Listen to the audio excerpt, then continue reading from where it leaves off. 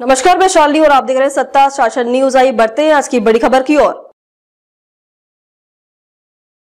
अमरावती के pass रहट गांव पुरानी बस्ती में दाह संस्कार स्थल के लिए सैकड़ों ग्रामीणों ने कब्रिस्तान के अर्धनग्न होकर प्रदर्शन किया और भूख हड़ताल की। रहट गांव के ग्रामीणों ने कब्रिस्तान पर अतिक्रमण का आरोप लगाया है। प्रशासन से बार बार शिकायतों के बाद भी कोई समाधान नहीं निकला तो भूख हड़ताल और अर्धनग्न आंदोलन का सहारा लिया गया। आंदोलन में बड़ी संख्या में महिलाएं भी शामिल हुई। जब तक हमें शमशान के लिए जगह नहीं मिल जाती तब तक आंदोलन जारी रहेगा। आंदोलनकारियों की भूमिका। मागणी प्रशासन आम्हाला सहकार्य करत नाही। प्रशासनाकडे जाऊ जाऊ एका ऑफिसमध्ये आम्ही 6 7 वेळा गेलेलो आहोत। कागदपत्र क्लिअर आहे आणि जे सत्य आहे त्या सत्याला ते प्रशासकीय लोक वेगळा रस्ता दाखवत आहे। होऊ शकते त्यांच्यावर काही दबाव असेल, दबाव तंत्र असेल।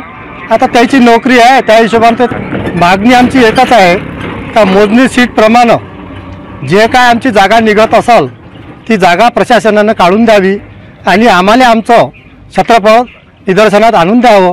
आणि पुढची जे प्रक्रिया आहे स्मशानभूमी बांधकाम, जसं शेड आहे, पाण्याची व्यवस्था आहे, सौंदर्यीकरण आहे, बसण्यासाठी लोकांना हॉल पाहिजे आणि बाकीच्या रात्रीची सौर ऊर्जेची प्रक्रिया आहे, ह्या सर्व गोष्टी उपलब्ध करून देण्यात याव्या।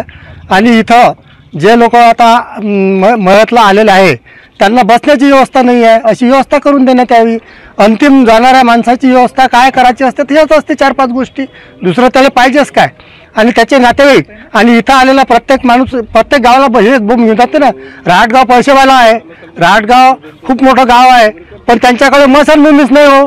कसं गाव आहे, दलिंदर गाव आहे, असे आम्हाला पाहुणे म्हणते, येणारे माणसं म्हणते, माझा युवाही म्हणते, माझा जवळ म्हणते तुमचं गाव नाही सुधारलं, पण बसायला जागा नाही पाहिजे मसानात। आमच्या गावाला येऊन पहा, खेळं गाव आहे, कसं गाव आहे, हे आम्हाला उदाहरणं देते। आमची बेइज्जती करतात ते लोक।